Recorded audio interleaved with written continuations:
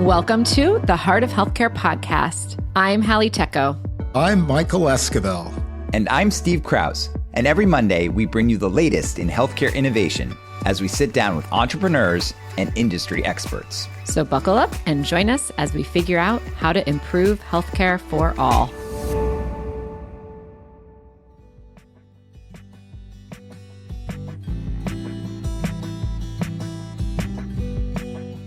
Hello, listeners, and welcome back to the Heart of Healthcare podcast.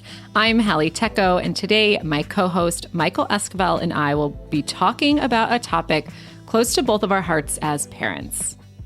Approximately 1 in 5 American children have a mental health condition, with many more at risk of developing one. From academic pressures and social media influence to the impact of global events, young people are grappling with stressors that previous generations simply never faced. But care for our youth has simply not kept up.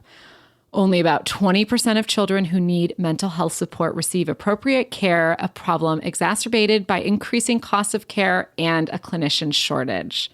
So today, Michael and I are talking to an expert in this space, Naomi Allen, co-founder and CEO of Brightline, a comprehensive pediatric behavioral health solution built for children, teens, and their parents and caregivers.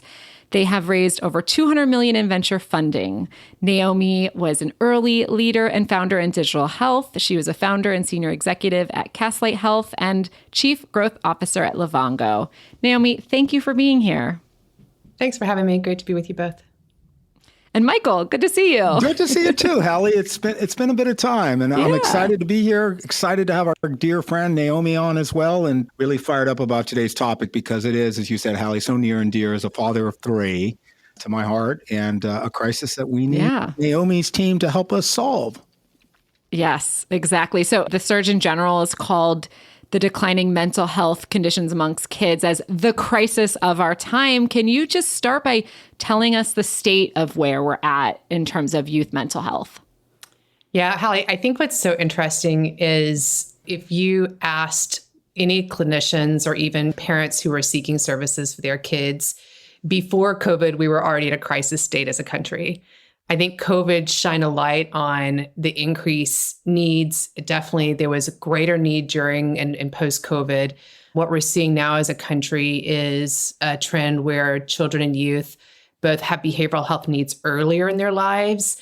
And then also we're seeing towards, youth and teens and young adults, higher acuity behavioral health crises, greater use of the emergency room departments for, suicidal ideation and attempts, higher acuity depression, higher acuity challenges around anxiety, ADHD, et cetera. So there's been both, before COVID, there was already a crisis, but I think we're seeing a trend towards a need for earlier interventions for behavioral health earlier in the life of the child, and then a need at the kind of higher end acuity support as well. So lots to unpack there. How early are you referring to? Yeah. So, the American Association of Pediatricians has recommended that kids get screened for anxiety now as early as 8. And then what we've known to be true is the CDC references that about half of all severe mental illness manifests before the age of 14. So I think many times we think about this as like a teen crisis or a young adult crisis. But the reality is the roots in those challenges, the roots in the mental health kind of challenges that we face as a country often happen for kids much younger. And part of that is due to adverse childhood experiences, what we refer to in the industry as ACEs. So we know that kids that have high risk of trauma, loss of financial stability, loss of home, high likelihood of abuse, that those are the kids that really have severe mental illness and challenges later on in life. And a lot of that happened during COVID. I think we saw a lot of families where there was loss of home, loss of financial stability. Certainly the kind of infrastructure where folks are watching kids and diagnosing seeing that they might have a need for a diagnosis. That often happens in schools. It happens in pediatricians' offices, and neither of those existed during COVID. So what we saw was kind of the normal infrastructure whereby kids are caught and families start to see like, oh gosh, there's something going on here. Let's get this child into services. That didn't happen during COVID. So now we had this wave of need that is still, we're still catching up to. So Naomi, are you seeing, I mean, obviously a lot of the stresses and strains that our youth are under existed pre-COVID, but is it now, and COVID certainly exacerbated it, no question, but is it just that our screening technology is better, that and as you noted, we're screening earlier? I mean, it has been a massive spike, it seems like, in all of the media and all of the data that I've seen. What's really driving it? Yeah, I think it's both greater frequency of needs. There are more kids that are having mental health challenges. It's greater awareness. So I often say if there is any silver lining that came out of COVID, it's that families were together more often. They were seeing their kids struggle. It was more visible.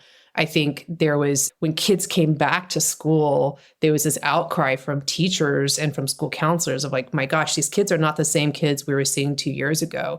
They didn't have the social emotional skills. They were dealing with much higher kind of results from trauma. They were really struggling to stay engaged and stay focused in the classroom. So I think that schools have been in some ways like ground zero for recognizing the mental health crisis that's been happening. And so that, I think there's been a huge outcry there just in terms of the gap of resources that schools have. And that's led to greater awareness in the community. So it's both higher prevalence rates, greater awareness, and then, as I said earlier, the higher acuity needs. We're seeing, it's very tragic, the data around the propensity of young adults and youth now in terms of suicidal ideation. Those numbers are going way up. And you could attribute some of that, certainly to changes in terms of use of technology, social media. I think some of it is still, lingering impacts post-COVID as well. Yeah, clearly for me, as I think about COVID, isolation was a big driver too. It was interesting this morning listening to one of the Apple News podcasts. They noted that there are 13 million more individuals who are single today than there would have been had the isolation lockdowns of COVID not occurred. Wow. So it has downstream effects, of course, on population and other factors, but clearly that isolation, I know plenty of stories where children, adults struggled with it, let alone, young people under the age of 12, 15. My teenagers really struggled with it. Well, and I think it changed all the social norms for communication, right? When all of a sudden, you think about youth before COVID, certainly they were on devices and media and technology, but they also were, by virtue of being in the classroom face-to-face with their peers all day long. And then when that went away during COVID, I don't think that this generation of youth will recover to the type of social norms and skills of face-to-face communication. And so now we're dealing with a different set of social skills. And then if you're getting bullied or you're feeling isolated or you're feeling lonely, you also don't have the same skills of how do you talk to your friendship circle around that? How do you talk to a trusted adult around that? So like we've lost, the youth have lost a set of skills that would have helped them be more resilient in light of mental health challenges. And that lack of resilience has been, I think, a huge challenge for us as well as a country. Just to understand the prevalence, at the top of the show, I shared the stat 1 in 5 American children have a mental health condition, which is enormous. Do you know how many have kind of something that's more severe or at risk of suicide? Yeah. So the data that's been coming out recently is less around that 1 in 5, kind of what portion are severe. But pre-COVID, about 20 to 30% of the kids with a diagnosis would have something that would be considered severe. The data that's come out now is talking about the growth in the suicidal rates or suicidal interventions that are coming into the emergency departments. And that's been growing 200 to 300%. So hospitals are now kind of the first point of order where these really severe challenges are happening. It's not just suicidal intervention. It's highly acute anxiety that shows up in an emergency department as severe stomach pains or hives. Where kids might be breaking out physically on their skin and hives because of anxiety. They think they're having a heart attack because of an anxiety panic attack. So these are the types of things that are showing up in hospitals in much greater rates that are causing the hospitals to step back and say, we're not equipped for this. We don't know, many hospitals don't have an inpatient units to deal with child and youth mental health. Some hospitals do, but it's really not that common. And so, we're seeing hospitals kind of as that first point because the high acuity needs are there. And then I think kind of on the, mild to moderate acuity, we're just seeing, much greater prevalence rates there. And a lot of that's showing up in schools where school counselors are flooded. All of a sudden they are flooded in terms of the, expectations from children and their families. So it's very sad. I'm optimistic in general that as a country, we're moving to less stigma and greater awareness. What we see certainly in the families that we serve is that the youth themselves are kind of raising their hand and saying, I need more support, I need more help. And so I think societally, what the good news here is like, there is a shift going on right now in terms of stigma. So I'm hopeful that we can get out of crisis mode and get into some of that earlier supports. Even Gen Z, the way they talk about therapy, like totally have normalized it. Whereas like our generation, our parents' generation, there was so much shame. They didn't go to therapy. Like, get up, Halle. Just buck it up. You just gotta deal with it. You know? Yeah. So I agree that is something that is very visible generationally in terms of the culture shift. It is. And I will say what's tricky is there's still such a high variability around stigma. And, one of the things we saw during COVID was the group of youth that were the highest increase in suicidal ideation and intent were adolescents and teens that were Black females. And I think so much of what we see now is there is real variation by ethnic background, by religious background, by even geography in the country where you live in terms of, whether you've got, the sort of social supports and the lack of stigma that would allow you to raise your hand and say, I need help, right? Like I'm here in California, in a neighborhood where it's completely normalized. So I had a conversation with one of my 9-year-olds last night, and he's going through something. And I was like, is it time for us to call your therapist back up? And he's like, I probably could use some help. And he's 9, right? Like, it's just normal to have those conversations with him. Like, all right, well, let's schedule a session with your therapist. Which is great. But I think that's not, it's easy for us to live in our little bubbles and like assume that that's nationwide, and it's not yet. So, yeah. Yeah, I actually just saw an article this morning about people who are becoming famous on TikTok for talking about their mental health disorders. And some of them are talking about being diagnosed as a sociopath and things that have been really very stigmatized over time. Their whole jobs now are being content creators around this identity of a diagnosis, which I think is interesting. And we've seen that in other areas. We have influencers who are cancer survivors or living with ALS, and those folks they've become big patient advocates. But what you really haven't heard as much as people who are struggling with mental health conditions. I think that's right. And I'll say what's very tricky is that we don't over-pathologize, right? I think what's tricky in mental health is that oftentimes people want to kind of like put a label to it, have a name for it, so that it helps them to normalize their own experience of what they're going through. And certainly, especially if you've got a child who may be on the spectrum, but you don't exactly know what's going on, or they're not neurotypical, but you don't really have a label for it, that I think there is a craving, there's a hunger for us to be able to say like, oh, it's this thing, and therefore we know what to do with it. But I think we can run the risk sometimes of confusing what is a condition or a disease versus what's developmental. And I think that is particularly tricky with kids because oftentimes what they're going through may be developmental and not not diagnosis worthy. And so I think there can be a little bit of a risk. We see this sometimes with the difference between kids who are feeling anxious and nervous around, kind of day-to-day normal school interactions or pressure versus having a clinical grade anxiety. And like, there's a difference, right? And so those kids are not necessarily going to be crippled crippled in terms of their ability to go about their daily lives, but they need some skills for sure. They need some skills in terms of how to handle what's making them nervous or uncomfortable. But nervousness and discomfort is not something that we should be pinning as clinical anxiety. And so I think like, how do we make sure that we're providing appropriate services where there is something clinically really going on, but that we're also not over-pathologizing. And we need to lean in and give kids and teens skill development for resilience, skill development for the development of their lives, without necessarily pointing to that as a mental health condition. Yeah, that's so interesting, Naomi. And Halle, curious how you're dealing with it with your son, but I struggle with this as a parent all the time. How do I know if it's just the regular knocks of life, so to speak? And, some of the data that at least I've colloquially read about sort of suggests that we are increasing medication dispensation for conditions that maybe in other times we would have looked at and said, as you said, let's arm these youth with the skills to navigate this that doesn't necessarily involve some sort of medication. Yeah. I mean, I do think there is unfortunately, a little bit of a trend towards this idea of like, fix it, just fix it. We want the easy fix. We want to push the easy button.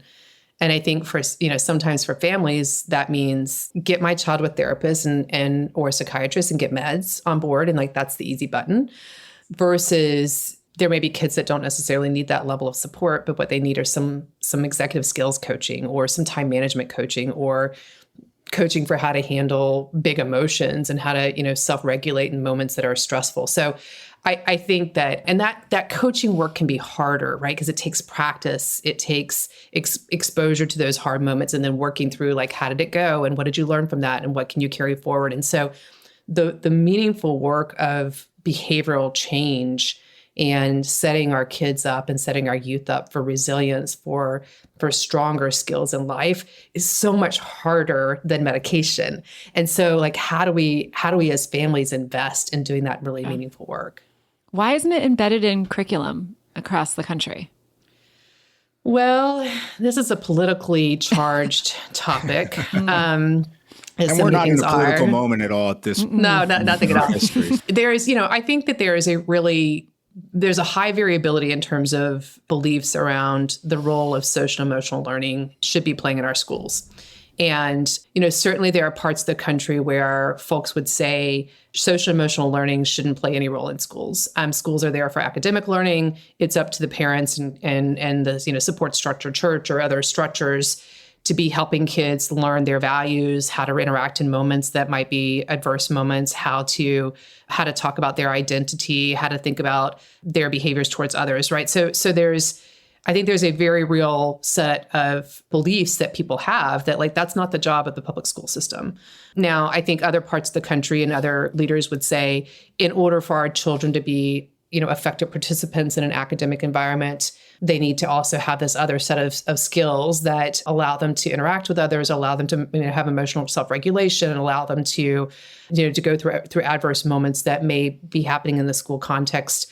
But there's just variability around that. Yeah. Yeah, Naomi, that's one of the things I've particularly found impressive about the Brightline platform is it really is centered around the family, right? The caregiving team for each child. And, I think about how hard it is for some of these parents who maybe aren't experiencing the same mental acuity or have experienced it and sort of giving them the tools to help their child because there's only so many units in the day that you're spending with a therapist or able to engage with a professional in that sense. So it's been one of the things that I think is a little unique in the philosophy and approach that you all have taken there at Brightline. Yeah, when we started the company, we really, one of the blessings of starting this company and being, a serial entrepreneur is that the team at Oak, HCFT, Annie Lamont, and Billy Deitch reached out and said, we think that there's a gap in the market, but we want to give you the time and the space. And we'll write your seed investment, but give you the time and the space to go figure out how to solve that. So we went and spoke to hundreds of families, and then we worked backwards from what do we know from what does the clinical evidence tell us? And what the clinical evidence tells us is that if you deliver care in a dyadic model, and that means not just treating the child, but also supporting the parents and caregivers, that's 3 times as effective. And the reason is when you're dealing with kids or adolescents or teens, the person who is making the decision, the driver of that person, of that child or teen getting care is often the parent or caregiver. They're the ones setting up the appointments. They're the ones shuttling the kids to treatment. They're the ones paying for it or navigating insurance coverage. And so you need that parent or caregiver very bought in, but they don't feel the difference in themselves. They can't feel the anxiety reducing or feel the symptoms of depression going down. And so you have to actively help them understand, here's the role you play in this care model, and give them the tools to help in practice what the child is learning. And so we do a lot of work. We have a lot of kind of scaffolding around our child-facing treatment, which is, hundreds of digital interventions that are parent-facing. Like your child learned this today around how to manage their anxiety. They learned this CBT skill. Here's the homework exercise to practice with them. Go do this 3 times this week. When you're brushing your teeth or getting ready for bed, like here's the conversation to have. Yeah. And so that is just more effective. But it's a very hard model to stand up and to get families to engage in. It's how do you create the time and space for that family engagement? But it's incredibly critical. I don't want to make light of that approach, but it reminds me of, I got a puppy in December and we did 6 months of training, and the trainer would always say, I'm training you as much as I'm training this puppy. There are parallels, I guess, in puppy training as in supporting parents. What does that exactly look like though? And my second question would really be, probably the children who need it most might not have parents who are very engaged in the healthcare system already. So how do you reconcile making sure you're serving those who need this the most? Yeah, it's such a great question. And, I think that's absolutely kind of the hardest pocket of kids to support across the country are the kids that are in, foster youth or in the juvenile system. Those are really hard challenges. What some of the things that we work on are obviously making the parent-facing constructs as easy and kind of bite-sized and consumable as possible. So the few hundred interventions that we built are all like on the go, available in our mobile technology, either our app or our mobile web, so that parents can access them 24/7. And they're all meant to be like consumed in a matter of minutes, right? So like, first of all, you got to make it dirt simple, convenient, available. And then what we do is also, if a child has got, a support structure that's not a parent, whether that's a grandparent or others, that we're trying to engage them also in the model and figure out ways to give them access. So all of the content is shareable to a third party. You can, send this digital intervention to your nanny, et cetera. So like that, there's kind of those pieces. And then it's frankly coordination. So how do you communicate back to the schools if a child is getting services there? If they are in the care of a primary care provider, how do we communicate back to that primary care provider? So we do a lot of work behind the scenes just in sort of care management, care navigation, care coordination in support of families. And it's, in California, because our contract is funded directly by the state, we're seeing a much lower socioeconomic status set of members than what we have in our employer population. Yeah. And we are seeing, with those kind of bite-sized interventions and nuggets and tools being readily available, we're seeing really great engagement. It's been delightful. Now, we had to do a lot of work to make sure that our support was multilingual. So we've got, live coaching in Spanish, and we're doing translation for 13 or 14 other languages. So it's, wow. it's a harder to reach constituent. But we are able to If you can do that in California, you can do it anywhere. Yeah. Yes, it's been a really great kind of first proving ground in terms of how to reach a broader, diverse set of family constructs. But I'm starting to initiate some conversations also around military families, because there's a huge amount of military families that have just like non-traditional kind of constructs around the family structure, whether that's, a parent or caregiver that's been deployed, or there's like a bunch of stuff there around military families. And I think that we've got to get away from this very traditional care delivery model in order to support more diverse family structures.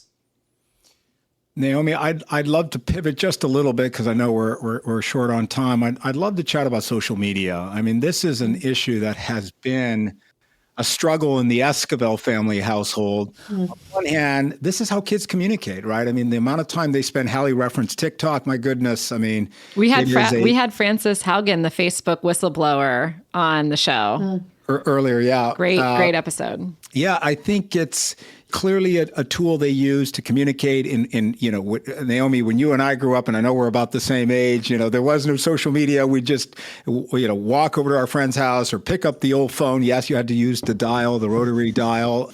But now with social media, you've got this medium that's powerful and helpful for them to feel engaged. But then on the flip side, it's also been a tool that has exacerbated bullying, exacerbated isolation.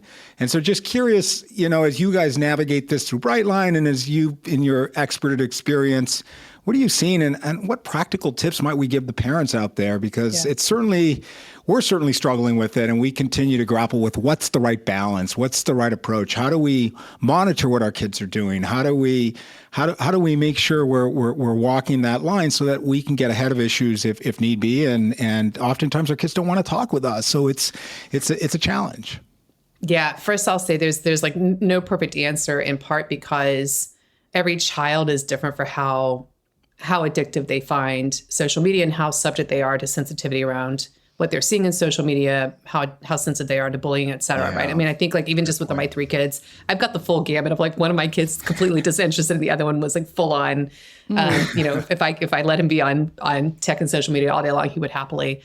And so there's no perfect answers here, but, I think, and I will say the kind of other piece is it really goes back to Halle's earlier question of like, there's haves and have-nots here, right? So there's lots of kids and families that have nobody overseeing their use of technology, governing what chat rooms they're on, what, kind of what tools they have access to. So I think there's, so what I'll say is probably germane to the families where there is an active infrastructure in parenting or guardianship, where those parents or guardians are playing a key role in terms of driving their child's use of technology.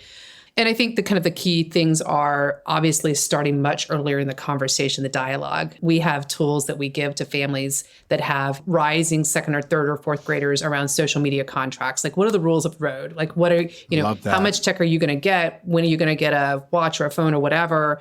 Here's how I am planning to oversee your technology, right? So here's the access to the rooms. I'm going to be checking your chats, and here's what that's going to look like. If you're not following our family rules, then here's the repercussions from a, removal of privileges, et cetera. So I think that there are ways that families can lean in proactively before their kids are reaching the age where it's becoming more and more of an issue, and just setting those guardrails, those rules of the road. I do think there's also obviously kids want what their friends want. And so we are seeing an increase in communities where the parents are getting together and saying hey, if we don't get phones until 8th grade, then like if our kids have it together as a group, then there's less peer pressure. And so we are seeing families do more of that, where it's you get a group of families that kind of are like-minded around this, and how do you lean in and provide those guardrails as a unit. So you could say and we're seeing this actually with my son who's in middle school. His friends have watches but not phones. And so I think that is by definition a little bit less addictive. And I think that's, we are seeing more of that. And then I think that there's also just the continued uphill battle of, how do you put the technology away? How do you create physical barriers where your children do not have access to the most addictive pieces of technology? That's much harder, obviously, in high school when kids are on laptops for schoolwork. But how do you actually have hours of the day? And then parent modeling, frankly, we way before our kids were into tech, we had a no phones at the table rule. That was for my husband and me. It wasn't for the kids. They didn't have phones, right? But but anytime he would whip out his phone or I would whip out my phone, which, we're both entrepreneurs, you can imagine there's a real desire to do that. Then it's the other one says no phones at the table. And so it's now just our mantra, no phones at the table. I hope my wife isn't listening too carefully at this piece of the segment. Michael and I are not good role models when it comes to being just tied to our phones. It's so maybe tricky. It'll be. Do you think that the social media platforms should be held responsible? Michael, you're shaking your head. Absolutely. What do you think? You beat me to my key question, which was going to be my follow-on. So Naomi, just curious, and I know it's a politically charged question, but would love to, what are you thinking? I think that they're absolutely, social media is built for addiction. There's no question around that, right? Just the way that the algorithms are built to serve up exactly the next thing that you want, and the pressures around staying up to speed around information. So 100%, that is the name of the game there. That is their business model, right? Is driving repeat use and minutes of use. And so, I think we are seeing, I would say, thankfully, a trend where there's starting to be more governance and rules around how do you create the infrastructure and the platform to give parents control. I really like the work that the Google YouTube team has been doing with Megan Jones-Bell. I don't know if you've seen, but they've done a lot of work in terms of timers within videos that create a forced break, so you can't watch for too long. You can't watch YouTube for too long. A lot more work on parental control. So they've rolled out a whole new kind of control set of platform infrastructure improvements to help really drive kind of parental control over social media. But 100%, I think we need to really look into the addiction level that the social media platforms are supporting. Now, do I hold them responsible for the fact that kids are bullying and that a lot of the content that happens over social media is bullying? No, that's been an age-old problem. Social media is just the means by which that problem is happening. But I do think that there needs to be a much more proactive, the use of AI. The use of AI now as it intersects with social media should be a much more proactive monitoring of all language around intent of bullying, intent of suicidal ideation. That is the role that I think AI needs to be playing in helping to protect our kids here, versus what it's doing, which is serving up more and more addictive content and more fake, deeply fake content that's going to cause future problems. So I think we absolutely need to hold the companies accountable to a set of guardrails and infrastructure and supports that helps families to try to protect their kids and keep them safe. I do not believe that there should be no use of social media for teens. I think that if you're a gay child in Wyoming and you've got nobody in your community to talk to, and you've got a platform of folks that you found in social media, that's your lifeline. Like, that's literally a lifeline. And so we have to embrace that it can play a positive role in kids' mental health and well-being. And like, how do we protect kids as much as possible? Michael, you have to chime in now too.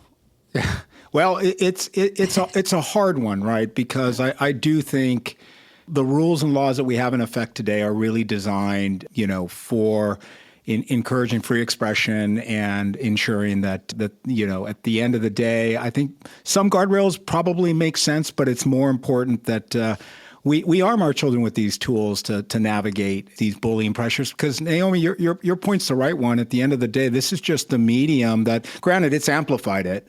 But it's this bullying has existed for forever, probably. Yeah. So it's a tough one, Halle. Yeah. I don't have a good answer. I really worry about the young girls and the filters and these expectations of what you have to be and how you have to look. Yeah, is really scary. And I see like my nieces who are still quite young talk about these things, talk about beauty and beauty standards in a way that I don't remember. I mean, I was kind of a tomboy, so maybe that's why I don't remember it. I mean, absolutely. I think, if you see the prevalence rates around plastic surgery younger and younger, is definitely an indication that there is a higher standard that youth are holding themselves to. Part of that is also greater affluence and the cost of plastic surgery, but certainly like those trends are all kind of evidence that there is a greater degree of body awareness, certainly greater degree of eating disorders. Eating disorders also amongst youth male is like very much on the rise. So we're seeing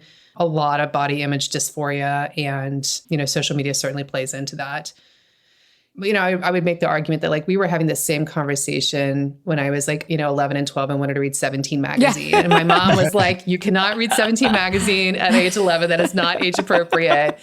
And like, I would sneak off and buy them. And my mom was horrified because obviously like none of those bodies were attainable. And so I do think these are like age old problems that are exacerbated by social media. And like we have to figure out like, what is the mechanism to give our kids core values and support them with resilience, and not every time we see a girl compliment on her dress, but ask what book she's been reading, right? Like we have to instill in all of our children, girls and boys and non-binary, a sense of self-worth. And I think that is like, a fundamental headwind that we have as a society.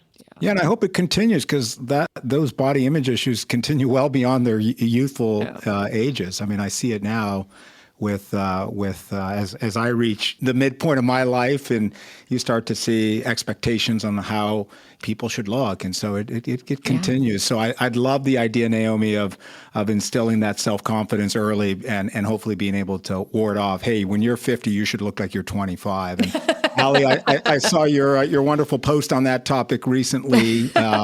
So I do think it continues, and I love the idea of arming our children while they're young with those tools, so that they're not feeling those pressures as they age gracefully and beautifully. Yeah. So we talked a lot about how technology has exacerbated these problems. Why don't we wrap up, Naomi, by telling us, how do you think technology and innovation overall can help address the problem? Sure. Well, I think there's so many different tools and ways that we can help support both earlier intervention and then also giving people, as I said earlier, kind of like on the go supports, right? So I think there's, a whole vast amount of digital platforms now that support everything from, a low acuity peers dialogue where youth can talk to each other about, challenges they're having, group classes that we can provide to parents that are dealing with early signs that their child may have either social emotional learning challenges or social skills challenges.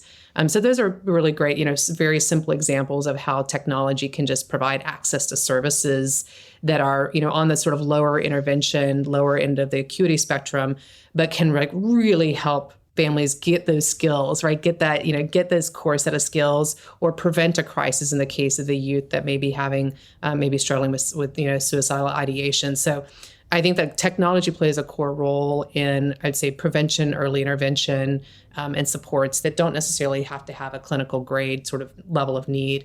And then certainly behind the scenes, we do a lot of work on measurement-based care here at Brightline. So every family that's in Brightline, we're measuring not just kind of a baseline and overseeing the child's progression from a clinical perspective, but also we're measuring their parent and caregiver stress scales. So we published a peer review journal article a few weeks ago that talks about like our Brightline model doesn't just treat the child, it actually reduces parent and caregiver stress, which, as we know, like then helps the child be more successful in life. And like that's all measurement based that we use technology to use. And like the idea there is like when you're seeing the trend line, if there's a trend line, of improved experience or worse experience, then you lean in with greater level of dose and intervention and supports. And so using that technology to not just have a baseline of measurement, but then to become predictive around like, what is this family going to need 6 months from now? And one of the things that's I think so interesting about child and youth mental health in particular is it comes in waves. Like if you've got a kid that shows up at 7 with anxiety and you give that kid really great treatment and support and skill development, that kid can flourish and really be resilient. But there's a good chance in middle school or high school that, as they get ready to prepare for college, if that's their journey, that anxiety is going to spike again and show up in other ways. And so how do you become predictive and using technology to anticipate like what are going to be the challenges based on what we know about ages and stages? There's a lot of opportunity to get ahead of future challenges if you can get to that family early in their journey. So I think there's a lot of opportunity in terms of using technology to, as I said earlier, bend the curve from this sort of crisis state that we're in as a country. What an exciting future you're painting to try to offset and counteract this incredible crisis, Naomi. Thank you so much. A pleasure to get to speak with you both. And an important topic. I appreciate you raising the topics.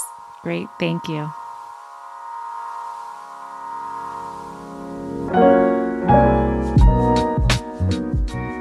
Thanks for listening to The Heart of Healthcare. If you enjoyed this episode and you'd like to support the podcast, please leave a rating and review, and don't forget to subscribe. The Heart of Healthcare is produced by Halle Tecco and hosted by Michael Esquivel, Steve Krause, and Halle Tecco. The show is engineered, edited, and mixed by Kyle Moore. Visit our website, heartofhealthcarepodcast.com, for show notes and details.